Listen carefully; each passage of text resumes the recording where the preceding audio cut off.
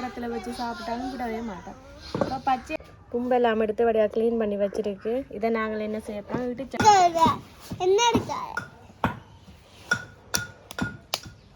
வணக்கம், நான் தான் உங்கள் நித்தி. இது நேயா குட்டி என்னம்மா? சரி சரியா செல்ல மொழிகிறேன். இப்போ எங்கள்ட காணொலியில் இப்போ என்ன வீடியோ இருக்குமேண்டா, இன்றைக்கும் ஒரு குக்கிங் தான். குக்கிங்ன்றது பாரம்பரிய குக்கிங், அது சிம்பிளாக முடியக்கூடிய ஒரு குக்கிங் தான். எல்லாருக்கும் பிடிக்குமான்னு நினைக்கிறேன். ஆனால் உடம்புக்கும் ஆரோக்கியமான ஒரு சத்தான ஒரு உணவு தான். நேயா குட்டிக்கு ரொம்ப ரொம்ப பிடிச்ச ஒரு உணவு தான் அது. எனக்கும் பிடிக்கும், நேயாக்கும் பிடிக்கும். நேயா இப்போ பச்சையாக வச்சு ஈச்சு கொண்டு இருந்தது. என்னென்னு பார்த்தீங்கன்னா, அது ஒரு பனங்கிழங்கு, பனையில் வர்றதில் பனம் பழம் கிழங்கு எல்லாமே இருக்குது. அதில் பனங்கிழங்குலாம் இன்றைக்கி நாங்கள் என்ன செய்ய போகிறோம்டா, ஒரு துவையல் ஒன்று செய்ய போகிறோம். துவையல் செய்து சாப்பிட்றது தான் இன்றைக்கு உங்களுக்கு ஒரு பதிவிட போகிறேன். எப்படி செய்கிறேன்றத வீடியோக்குள்ளே போய் பார்ப்போம் வாங்க. இப்போ பார்த்தீங்களா, தேவையான அளவு கிழங்கு எடுத்து வச்சுருக்கிறேன். பாருங்கள் கிழங்கு எப்படி இருக்கேன். ஆனால் நான் தோல் உரிக்கையில் இனிதான் தோல் உரிக்கப்புறம் வெட்டி வச்சுருக்கிறேன். இந்த மாதிரி தான் வெட்டணும், மேலையும் அடிப்பக்கம் இப்படி வெட்டணும். கிழங்கு நல்ல முத்தலான புடுங்கைகளை வெட்டுப்பட்டு நல்ல பசப்பிடிப்பான கிழங்காக இருக்குன்னு நினைக்கிறேன். சாப்பிட்டு இருக்கிறேன் இந்த கிழங்குல என்னென்று பார்த்தீங்கன்னா, இரும்பு சத்து இருக்குது, கூடுதலாக நார் சத்து இருக்குது. குழந்தை பிள்ளைகளுக்கெல்லாம் நல்ல. இதில் என்ன செய்வினோம்டா, காய விட்டு ஒடிகளும் செய்வினோம். ஒடிகள் மா பச்சையாலும் எடுப்பினோம், அவிச்சு போட்டு ஒடிகள் மா எடுப்பினோம். அடுத்ததாக அவிச்சு போட்டு கிழிச்சு போட்டு காய விட்டு ஒடிகளாக எடுத்து பச்சை அவிச்சு காஞ்ச ஒடிகளாக சாப்பிட்றது. அடுத்த சீவல் மாதிரி போட்டு காய விட்டுட்டு அவிச்சு போட்டு சீவல் மாதிரி வெட்டிட்டு காய விட்டுட்டு பானி ஊற்றியும் சாப்பிட்றது. நிறைய விதமாக இருக்குது. இது செய்யலாம், அல்வா செய்யலாம். நான் உங்களுக்கு அவிச்சு துவையெல்லாம் செய்து காட்டப்புறேன். இப்போ எல்லாத்தையும் உரிச்சு எடுத்துக்கொள்ளுவேன்.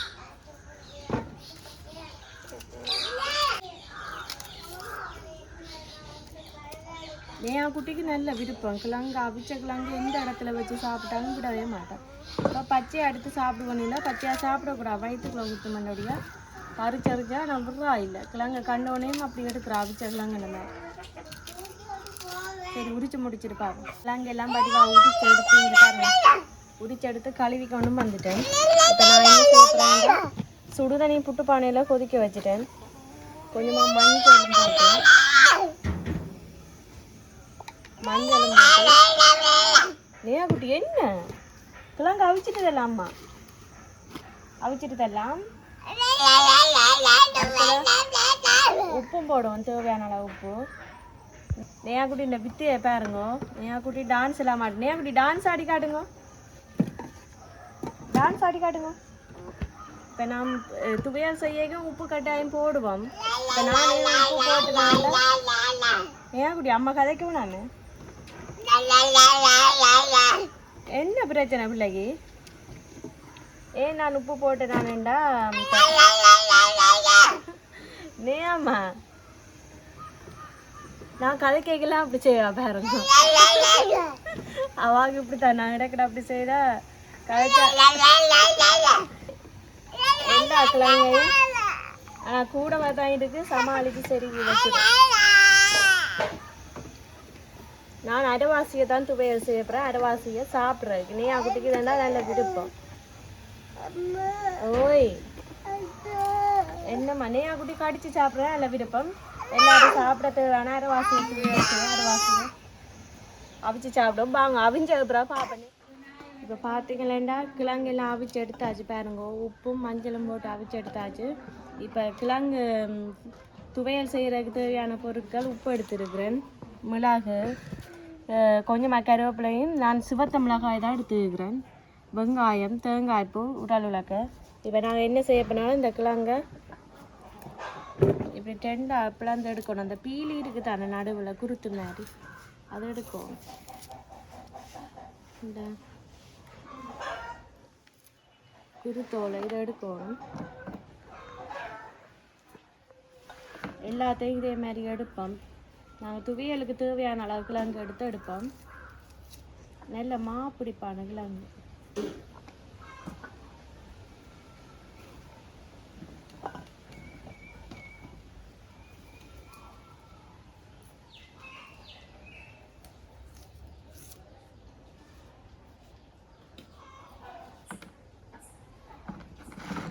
இப்படி எடுத்துட்டு இந்த முன்பக்கம் இருக்கு தானே இதை கட் பண்ணி இப்படி இழுத்து இழுத்து எடுத்தாலே அந்த நேர் அந்த அப்படியே அந்த தும்பெல்லாம் வரும்.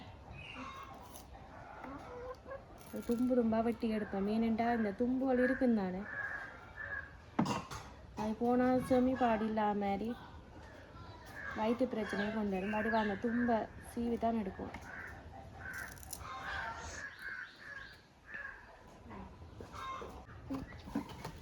ஓகே, இங்கே பாருங்க எல்லாம் தோல் எல்லாம் சீவி தும்பெல்லாம் எடுத்து வடியாக க்ளீன் பண்ணி வச்சுருக்கு. இதை நாங்கள் என்ன செய்யப்போம், இடிச்செடுக்கப்புறம் இதில் ரெண்டு இடிக்கலான நிலத்தில் இருந்து இடிச்செடுப்போம்.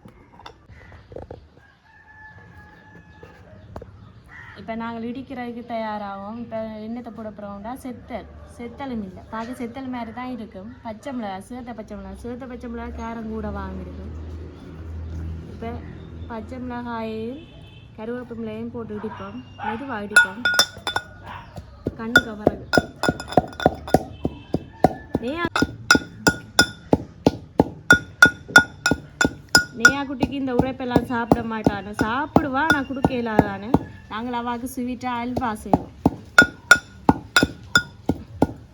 ஆனால் முந்தைய கால மக்களுக்கு ஒரு பசி எடுத்தாலே பசி ஆத்துறதுக்கு எங்களுக்கு கிடைச்சது பெனம்பழம் சுட்டு சாப்பிட்றது, அடுத்தது பூரான், பெனங்கிழங்கு, இப்படியான சாப்பாடெல்லாம் எங்களுக்கு பசி ஆத்தின அந்த நேரம். என்ன அந்த காலத்து மக்களுக்கு ஒரு பசிக்கான ஒரு உணவாக இருந்தது. பெனங்கிழங்கே சுட்டு சாப்பிட்றது அது ஒரு இன்னொரு டேஸ்ட்டாக இருக்குது. பெனங்கிழங்கு சுட்டு சாப்பிட்றது, அவிச்சு போட்டு உப்பு மிளகோட தொட்டு சாப்பிட்றது, இப்படி துவையல் செய்ய சாப்பிடணும். முதல் பழைய காலத்தில் பாத்திகிண்டையில் இதெல்லாம் புடுங்கின உடனேயும் இந்த துவையெல்லாம் செய்து சாப்பிடணும். அடுத்தடுத்த மாவுல புட்டுகள் அது இது நிறைய விதமாக இருக்குது. பனையில் இவ்வளோ ஒரு ஆரோக்கியமான உணவுகள் எல்லாம் இருக்குது. இப்போ இந்த பிள்ளையெல்லாம் எல்லாம் சாப்பிடாது. ஆனால் நேயா குட்டி நல்லா சாப்பிடும். பெனங்கிழங்கு இப்போ கருவேப்பிலையையும் பச்சை மிளகாயும் நல்லா இடிப்போம். இப்போ இடிக்கைகளே நாங்கள் உப்பு போட்டால் டக்குன்னு இடிப்பாடு. கல் உப்பு தான் எடுத்து வச்சுக்கிறேன். தேவையான அளவு உப்பை போடுவோம்.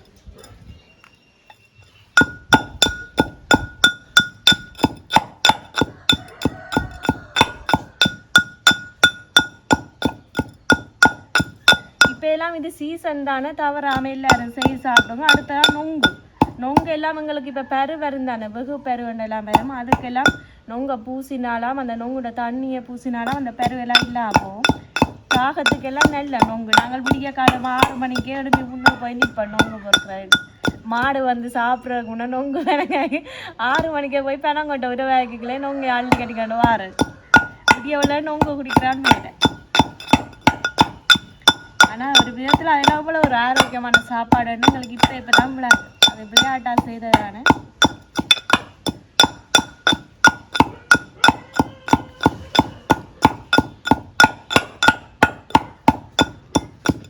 ஓகே, இடிபட்டுட்டு இப்போ நாங்கள் அடுத்து என்ன போட போகிறோம்டா மிளகு ஏன் போடுறோம்டா, எப்போவுமே கிழங்கு மரவள்ளி கிழங்கோ பெனங்கிழங்கு என்ன சாப்பிட்டாலும் வாய்வு தன்மை இருக்கும். அந்த வாய்வு தன்மை இல்லாமல் இருக்கணுமெண்டா மிளகு சேர்த்து சாப்பிட்டா நல்லா. உள்ளியும் போடலாம், ஆனால் உள்ளி பச்சையாக போட்டால் ஒரு மனம் வரும். அது எங்களுக்கு சில பேருக்கு பிடிக்காது, எனக்கு பிடிக்காது. ஆனால் மிளகு போட்டால் அந்த வாய்வு தன்மை இல்லாமல்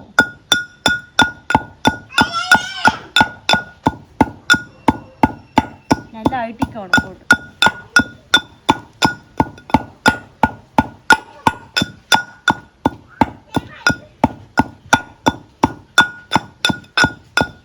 அடுங்காயம் எடுத்து வச்சுக்கிறோம்.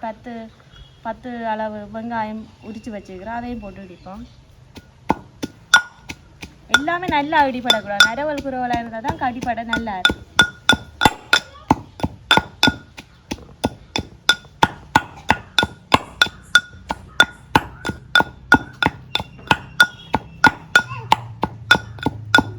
கடைசியாக தான் தேங்காய் பூ போடணும்.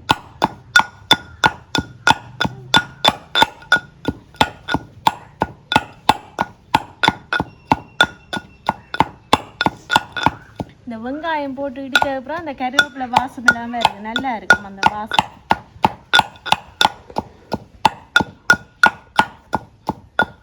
அடுத்ததாக நாங்கள் என்ன செய்ய போகிறோம்னா இந்த கிழங்கு தோல் எல்லாம் தும்பெல்லாம் எடுத்து வச்சுருக்கிறோம் தானே பாருங்க இவ்வளோ நீட்டாக எடுத்து வச்சுருக்கோம் அதை கொஞ்சம் கொஞ்சமாக போட்டு இடிப்போம். எல்லாத்தையும் போட்டால் இடிப்படாது, கொஞ்சம் கொஞ்சமாக போட்டு இடிப்போம். நல்ல மாப்பிடி இடிக்கே தெரியும் எப்படி வெள்ளையாக வருது. நல்ல மாப்பிடி பிடிக்கலாங்க. ஏன்னா கை உள்ள ஏதாவது கை மாற்றி இடிக்கிறேன்.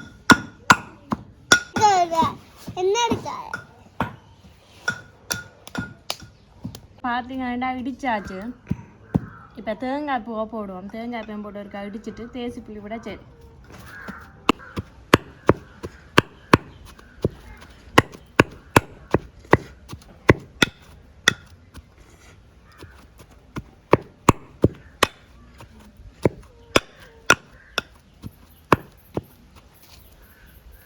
ஓகே, இப்போ இடிச்சாச்சு. அடுத்ததாக என்ன செய்ய போகிறோம்னா தேசி புளி விட போகிறோம். தேசி புளி விட்டால் ஒரு நல்ல டேஸ்ட் ஒன்றை கொடுக்கும். அந்த விதியை எடுத்துட்டு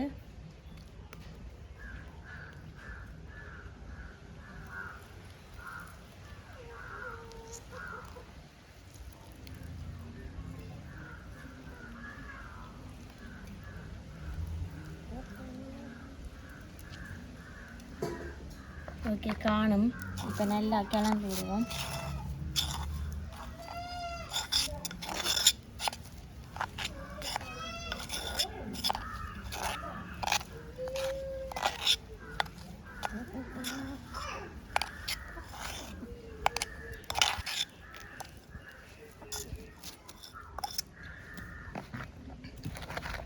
இப்போ பார்த்தீங்கன்னா இது ஒவ்வொரு திறனையாக பிடிப்போம்.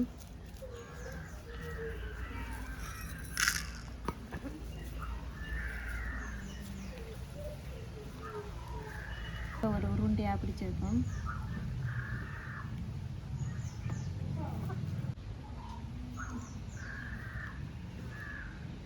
இதில் பார்த்தீங்கன்னா நார் சத்து இருக்குது, இரும்பு சத்து இருக்குது, கல்சியம் இருக்குது, உடம்பு எலும்பெல்லாம் நல்லா வலுப்படுத்தும், ஆரோக்கியமாக இருக்கலாம். சொல்ல போனால் இந்த பனையில் உள்ள எல்லா பிரயோசனமான உணவுகளையும் சாப்பிட்டா 100 வருஷம் வாழலாம் உண்மைக்குமே. ஆனால் இந்த காலத்தில் அப்படி சாப்பிட்றீனம் இல்லை, எல்லாரும் சாப்பிட்டா நிறைய காலம் வாழலாம். ஓகே, இப்போ பார்த்தீங்கன்னா எல்லாம் ரெடி பாருங்க. அப்படியெல்லாம் செய்து வச்சுருக்கேன், டெக்கரேஷன் எல்லாம் செய்து வச்சுருக்கேன், இங்கிலீஷ் எல்லாம் வரும். ஓகே, இதை நான் சாப்பிட்டு டேஸ்ட்டு பார்க்க போகிறேன். தேங்காய் பூ, தேசி புளி, மிளகு, கருவேப்பிலை, பச்சை மிளகாய், உப்பு இவ்வளவும் போட்டு செய்திருக்கிறேன். சாப்பிடுவாங்க. உண்மையாகவே நாங்கள் அந்த அம்மா செய்வா அந்த வாழைக்காயில் ஒரு சம்பல் செய்வேன், அதே மாதிரி கிடையாது. உப்பும் தேசி புளியும் சுள்ளா பாவிட்டிங்கன்னா அப்படி ஒரு டேஸ்ட்டாக இருக்கும். இந்த அப்படில சாப்பிடுங்க. கையில் இறங்கணும் வேணாங்க. சரி அம்மா சாப்பிட்டு காட்டுறேன். உண்மையிலேயே நல்ல ஒரு டேஸ்ட்டாக இருக்குது, ஆரோக்கியமான உணவு, சத்தான ஒரு உணவு. சாப்பிட்டு பாருங்க. இப்போ நெய்யாக்குது உரைப்பு தானே, மிளகு சரியான செத்தலாம் உரைப்பு. நான் என்ன செய்ய போகிறேன், நெய்யாக அல்வா செய்து கொடுக்க போகிறேன். அல்வானா ஸ்வீட்டாக இருக்கும், இனிப்பாக இருக்குமா, நெடுகள் முறைப்பு கொடுக்க விடாது. இப்போ நான் வாக்காண்டி அடுத்தது பெனங்கிழங்குல அல்வா செய்ய போகிறேன், அதையும் பாருங்கள்.